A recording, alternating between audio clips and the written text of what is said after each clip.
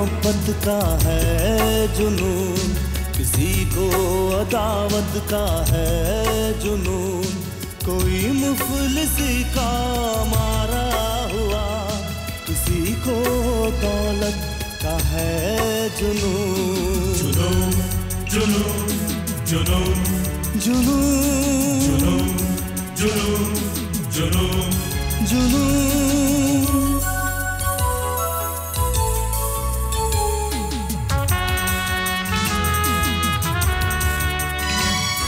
न जाने ये कैसी है दीवानगी कि कांधे पे लादे हुए जिंदगी, भटकता हूँ मैं बेसबब बेनिशान, मेरे साथ है मेरी आवारगी। कहाँ दिल जले को सुकून चाहिए, जुनून के लिए बस जुनून चाहिए, जुनून के लिए बस जुनून चाहिए। जुनून जुनून जुनून जुनून जुनून जुनून जुनून। मजबूर हूं राजा साहब, इस मोरे को आप प्यादा समझ लीजिए, बड़े काम की चीज है, तजुर्बेकार और सही मशवरा देने वाला, आप आजमा कर देखिए। ठीक है, आप बाहर जरा इंतजार कीजिए, मैं आपको सोच के बताता हूं कि आगे क्या किया जाए। भगवान आपको लंबी उम्र दे, आपकी सल्तनत आपको वापस कर दे। राजा साहब,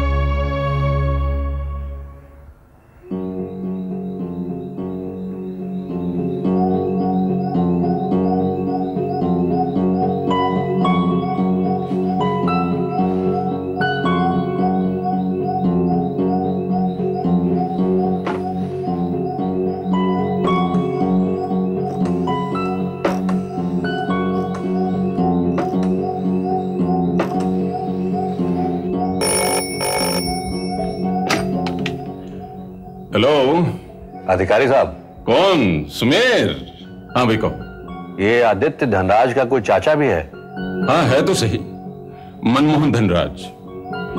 बस यही पूछना था, वो मेरे पास नौकरी के लिए आया है।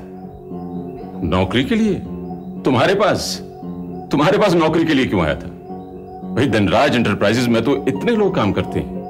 वो कह रहा है उन लोगों ने उसे घर से निकाल दिया। मुझे कुछ गड़बड़ लगती है। सुना है वो आदमी ठीक नहीं है, सोच समझ कर हैंडल करना सुमेर।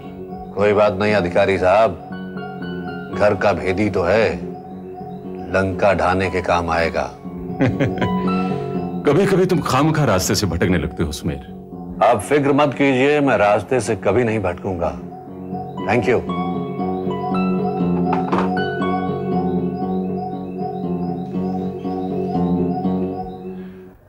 ठीक है मिस्टर धनराज, आप कल से दफ्तर आना शुरू कर दीजिए। काम के बारे में भी हम कल ही तय कर लेंगे, ठीक है? Thank you very much sir.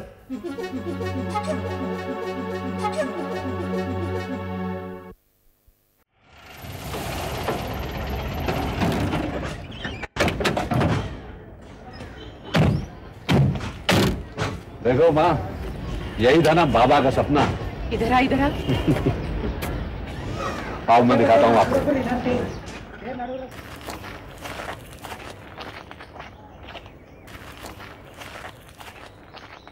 ये एक मामूली कॉलोनी नहीं, बल्कि एक ऐसी कॉलोनी होगी कि इसमें फ्लैट खरीदने वालों की कतारें लगा करेंगी। वो तो ठीक है बेटी, उन झोपड़े वालों का क्या होगा? अरे माँ तुम उनकी फिक्र मत करो, उनके लिए भी फ्लैट्स का बंदोबस्त कर दिया गया है। अच्छा, तो फिर ये कब तक तैयार होगा? अरे माँ, अभी तो शुरू हुआ है, 2-4 साल तो लगेंगे, है ना सुमेर? खैर ये जब भी तैयार हो जाए, मेरे विशाल के लिए एक बड़ा सा फ्लैट रख लेना, उसकी कीमत मैं चुकाऊंगी। अरे माँ ये कॉलोनी भी तो आप ही की है। तू मेरी बात ना टाल। अच्छा तू हुक्म कर, तो मैं ये सारी कॉलोनी तेरे नाम कर देता हूँ। ये फिर ठरखाने लगा। माँ तो आपको सता रहा है, रखेगा क्यों नहीं रखेगा? नमस्ते रानी साहिबा। नमस्ते मनमोहन जी। अरे माँ जी भी आई हैं। नमस्ते माँ जी। आपके दर्शन हो गए तो जीवन सफल हो गया। कहिए मनमोहन जी, काम कैसा चल रहा है? देखिए सर, मेरे होते हुए कोई मजदूर खाली बैठ सकता? सबको एक टांग पे खड़ा रखता हूँ। हाँ बस जब पेमेंट में कुछ देर हो जाए तो बेचारों के हाथ पांव ढीले पड़ जाते हैं। क्यों? क्या अकाउंटेंट वक्त पर पेमेंट करना नहीं आता? अब वो बेचारा कहाँ मारा मारा फिरेगा राजा साहब, आगे कम झंझट है।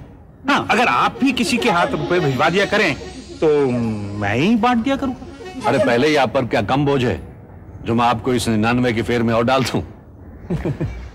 अच्छा, आप चलते हैं। अरे कमाल कर रहे हैं, पहली दफा आए हैं, पर साइड पे कुछ मिलता भी नहीं, वरना कुछ खातिर करता है, सेवा करता है। कोई बात नहीं, फिर सही। अच्छा अच्छा, आओ। नमस्ते रानी साहब। नमस्ते माँ जी।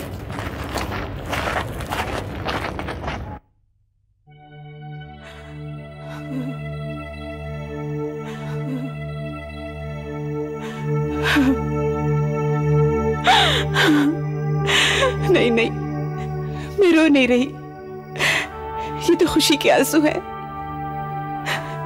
याद है जब रेखा बेटी को नौकरी मिल गई थी और वो यहाँ से हॉस्टल शिफ्ट होने वाली थी, तुम कितने उदास हो गए थे, बिस्तर के किनारे पर चुपचाप बैठ गए थे। अब देखो, ये सुमेर और रेखा जो घर छोड़कर चले गए थे फिर वापस आ गए और मुझे अपने प्यार के बंधन में इस तरह बांध लिया कि मैं सब कुछ भूल गई, अपना दुख, अपना दर्द, सब कुछ। लेकिन आज उनके प्यार की अंतिम सीमा देखकर तुम नहीं जानते मैं कितनी भावुक हो गई। तुम्हारा ये सुमेर तुम्हारे सपने ऐसे पूरा कर रहा है जैसे तुम्हारा अपना बेटा भी शायद नहीं कर पाता। मालूम है, तुम्हारे नाम की वो एक पूरी बस्ती बना रहा है, उतनी ही बड़ी बस्ती जितनी तुम अपने सपनों में देखा करते थे।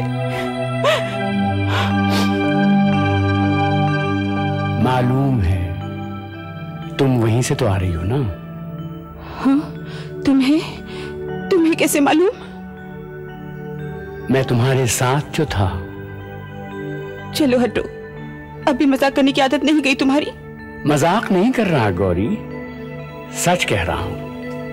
मैं गया ही कहां, यहीं तो हूं, हर पल हर दिन तुम्हारे साथ।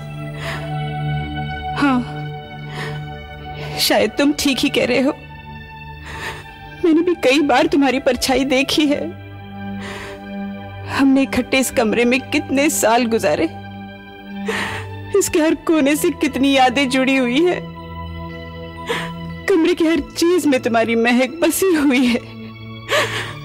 ये महक तो सिर्फ तुम्हारे बेपनाह प्यार की खुशबू है, जिसकी वजह से ये घर उजड़ते उजड़ते फिर से बस गया। और हमने कितने सपने देखे थे कि ये घर हमारे पोतों की किलकारियों से महके। देखो, आज वो सारे सपने पूरे हो गए, एक तुम ही नहीं रहे देखने के लिए। मगर मैं तो देख रहा हूं गौरी, सब कुछ देख रहा हूं। कहां? कैसे? तुम्हारी आंखों से।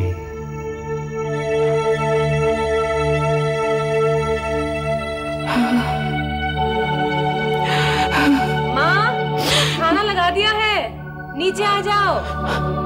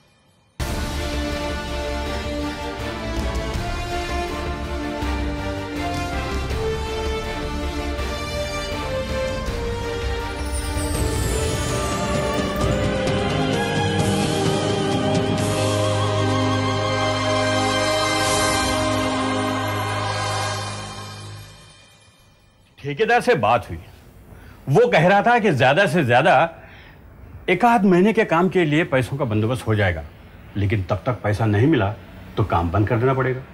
तो अब क्या करें? अभी तो 20-25 फ्लैट्स बिकने बाकी हैं। वो तो ठीक है, लेकिन ठेकेदार के और भी तो काम चल रहे हैं। हमारा काम बंद हुआ तो वो ज्यादा ध्यान उसके दूसरे कामों पे देगा और हम पीछे रह जाएंगे। फिर मजदूरों को इकट्ठा करना मुश्किल हो जाएगा। नहीं, अगर ऐसा हुआ तो ये कॉलोनी कभी नहीं बन पाएगी, और फिर हम उन फ्लैट ओनर्स को क्या जवाब देंगे जो पूरी पेमेंट कर चुके हैं? समझ में नहीं आता क्या करें। आप ठीक कहते हैं, और वो शिफ्ट भी नहीं कर पाएंगे क्योंकि कारपोरेशन वाले आगे बिल्डिंग के कंप्लीशन के सर्टिफिकेट देने से रहे। तो फिर अब क्या करें? मेरे ख्याल से जमीन का कुछ हिस्सा बेच डालना चाहिए, जो पैसा मिलेगा उसे इस्तेमाल में लाएंगे। नहीं इरशाद भाई, नहीं, आइंदा कभी आप ऐसी बात मत कीजिएगा। वो जमीन मेरे लिए क्या है आप नहीं जानते। चाहे कुछ भी हो जाए, उसका 1 इंच भी नहीं बिकेगा। शहर में से ही मेरा फर्ज था वक्त पर आपको कह देना। अब आगे आपकी मर्जी। बैठिए, एक कॉफी हो जाए। हमें इसका कोई ना कोई हल तो निकालना ही होगा। बैठिए। नहीं, मुझे ऑफिस जाना है, किसी से अपॉइंटमेंट है। अच्छा, चलता हूं मैं। Good bye. Thank you very much. Thank you.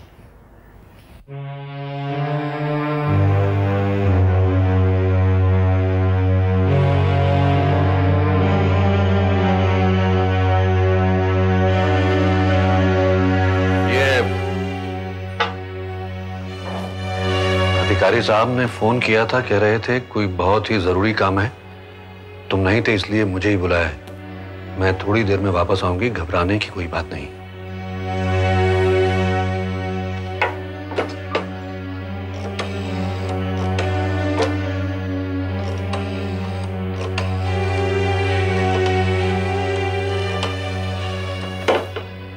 Hello, अधिकारी साहब हैं क्या? नहीं है? कहां गए?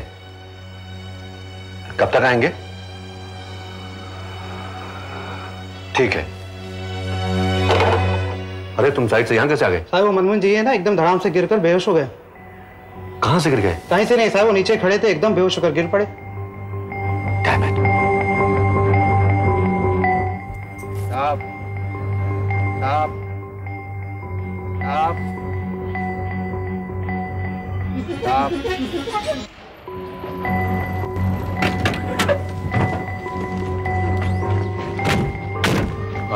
अरे हटो हटो, चलो चलो, हवा दे दो। हट जाओ हट जाओ हट जाओ हट जाओ।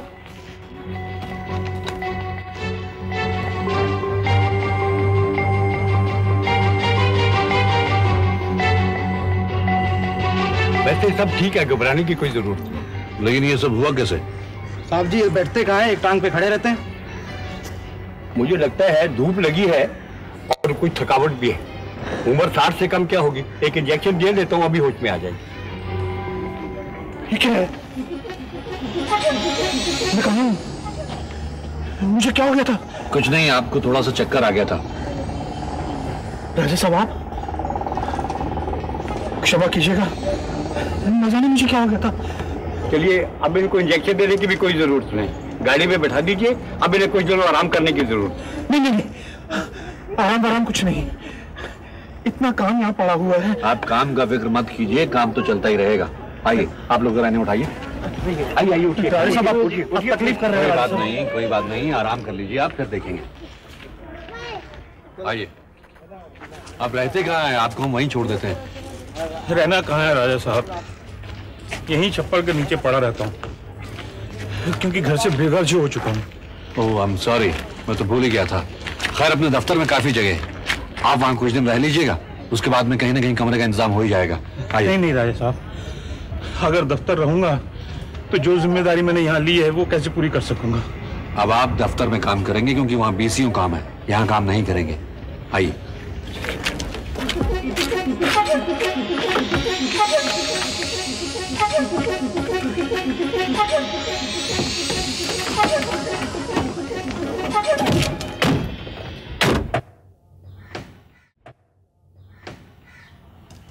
रेखा, अरे आज बड़ी देर कर दी आने में। मुझे साइट पर दोबारा जाना पड़ गया था। क्यों? वो मनमोहन धनराज है ना, वो बेहोश होकर गिर पड़े। फिर? नहीं, ऐसी कोई घबराने वाली बात नहीं है, धूप लग गई थी उन्हें। वैसे उनकी उम्र भी तो नहीं है साइट पर काम करने की। सो मैंने सोचा कि उन्हें दफ्तर के काम में लगा देंगे।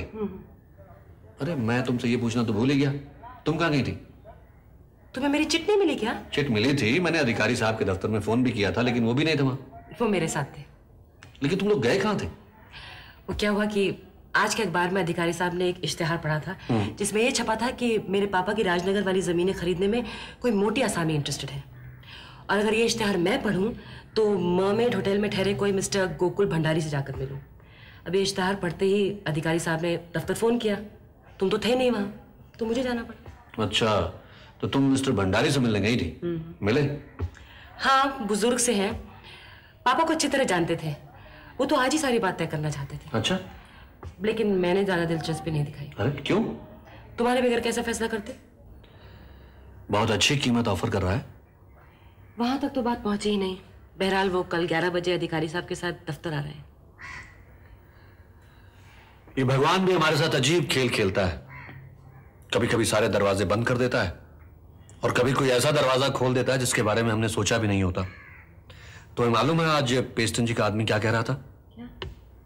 कि सारे फंड्स खत्म हो चुके हैं और अगर 1 महीने में हमने रुपयों का बंदोबस्त ना किया तो कंस्ट्रक्शन का काम बंद करना पड़ेगा।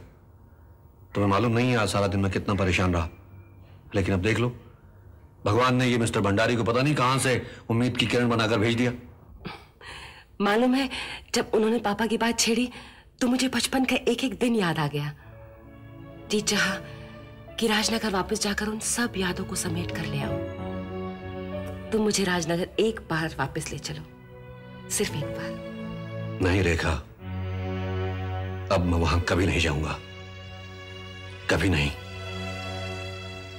मुझे उस इलाके से ही नफरत हो गई है जिसने मुझसे मेरे बाबा और मेरी मां को छीन लिया।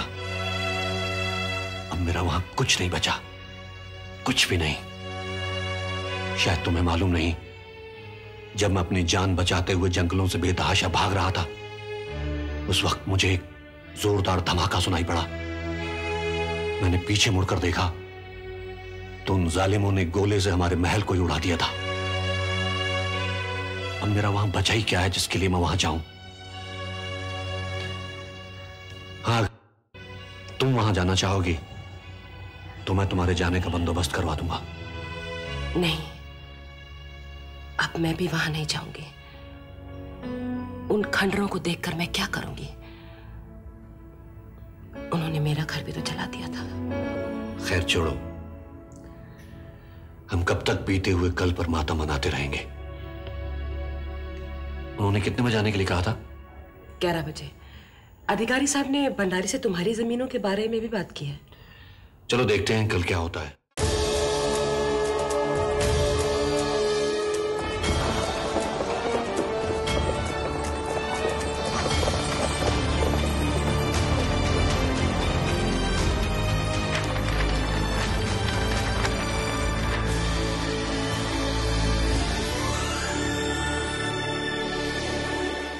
कश्मीर का सुल्तान यूसुफ शाह आदमी कैसा है?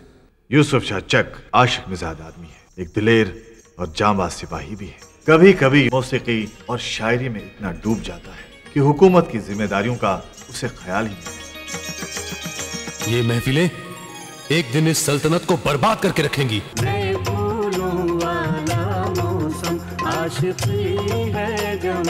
हमारी सल्तनत और आपके इस ऐशो आराम को खतरा लाक हो गया अब्बा हुजूर। किससे? अकबर शाह से।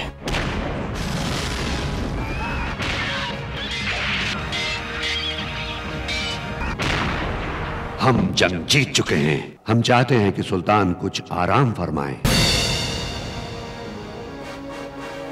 आज हमारा अजीम ख्वाब सच हुआ। इस मौके पर हम एक जश्न का ऐलान करते हैं।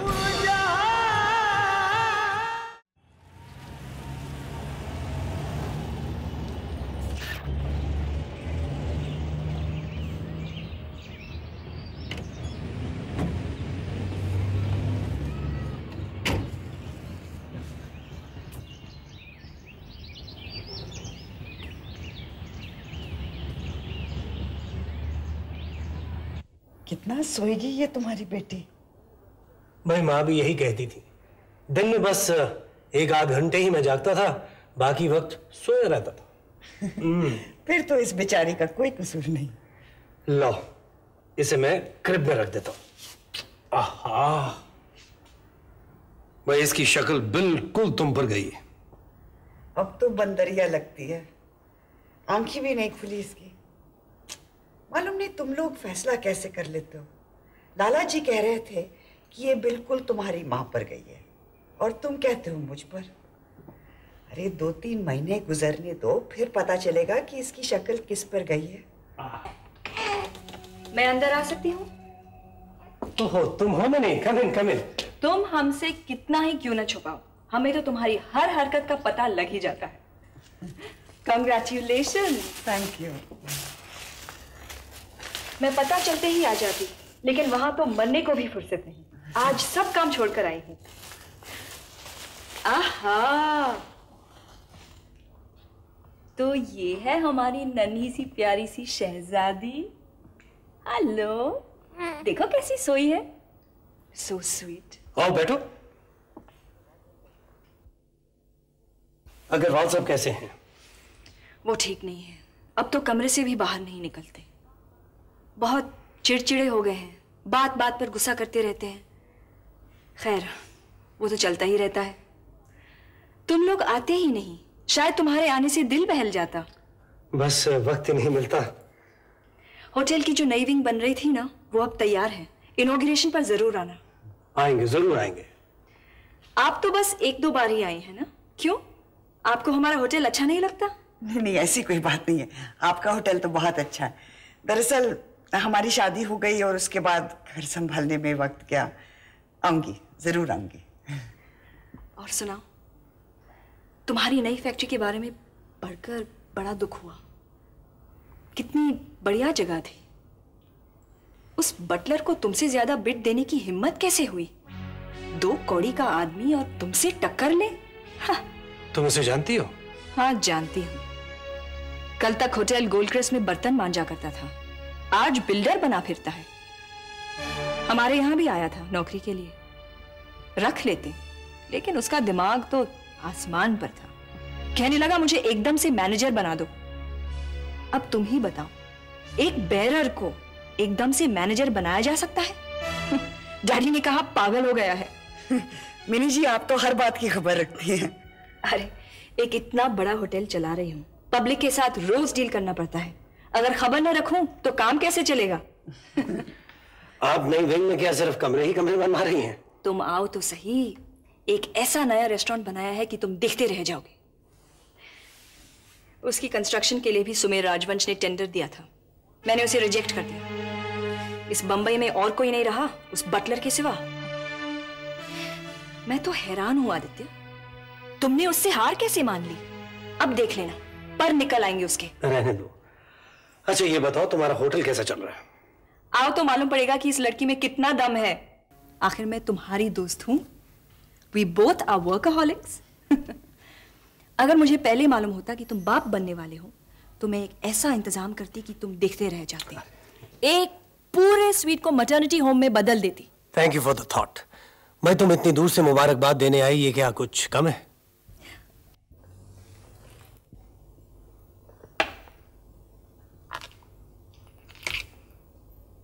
बच्ची सो रही है, नहीं तो मैं खुद पहना देती। मिनी जी, आप इतना तकल्लुफ क्यों कर रही हैं? रहने दीजिए ना। अरे, मैं कोई गैर थोड़ी हूँ। नहीं मिनी, हमने किसी से कोई गिफ्ट नहीं लिया। दूसरों को पता चलेगा तो बुरा मानेंगे। ठीक है, जी तो नहीं मानता, लेकिन क्या करूं? अच्छा मैं चलती हूँ, अपना ख्याल रखना, मैं फिर आऊंगी। Bye bye.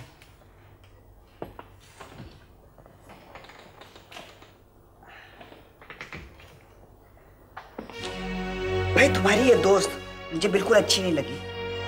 ये हमारी दोस्त नहीं, ये किसी गलत फहमी में मत रहना। ये शादी क्यों नहीं करती? अब मुझे क्या मालूम।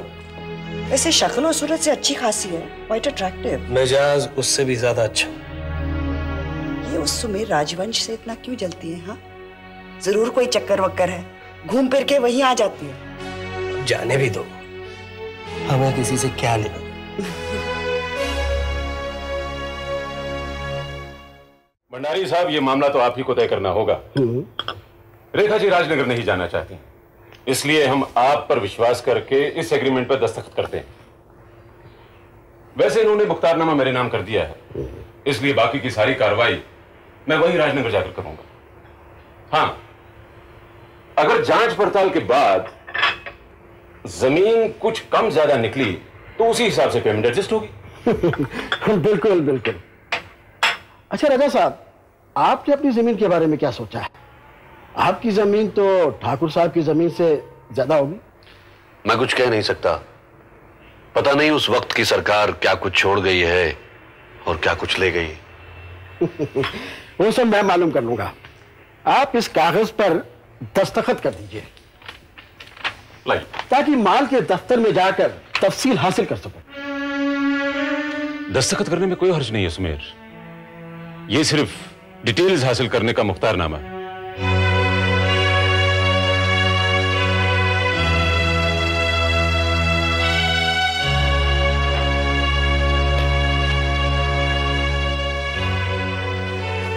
दोनों जमीनें अगर एक साथ और जल्दी बिक जाएंगी तब तो हमें बेचने में दिलचस्पी है, वरना नहीं। ज्यादा से ज्यादा 2-4 हफ्ते लगेंगे।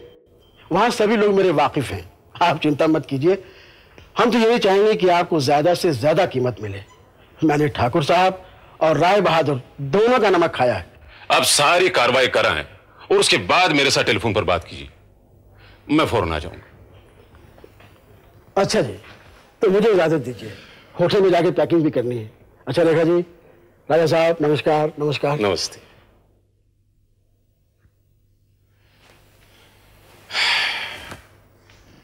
अगर वो सारी रकम जो हमने कोट की है ना भी मिले तो भी तुम्हारे हाथ इतनी रकम लगेगी कि तुम्हारे सारे मसले हल हो जाएंगे। लेकिन मुझे तो उस कर्जे की चिंता है जो हमने जमीन खरीदने के लिए लिया है। रेखा जी, आप बिल्कुल चिंता न कीजिए। जिसने भी वो रुपया दिया है सूद कमाने के लिए ही दिया है और इसीलिए म्याद भी इतनी लंबी रखी हुई है। अब अगर हम कर्जा ही उतारने लगे तो बाकी काम का क्या होगा? मालूम नहीं, हम अपने पूर्वजों की जमीन बेचकर ठीक कर रहे हैं या नहीं। अगर नहीं बेचोगे तो उस जमीन पर कोई दूसरा कब्जा कर बैठेगा और आप लोगों की सारी जिंदगी अदालतों के चक्कर काटने में गुजरेगी। और फिर जब हमने उधर का रुख ही नहीं करना है तो उन जमीनों को रखकर क्या करेंगे? मुझे तो मालूम भी नहीं था कि हमारी वहां जमीनें भी हैं।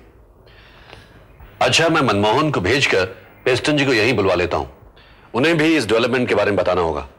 अरे हाँ, तुमने मुझे आदित्य धनराज के उस चाचा से मिलवाया नहीं? कैसा चल रहा है?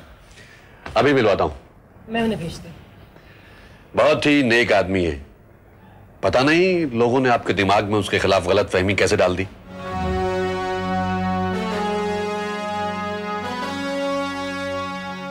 जुनून जुनून जुनून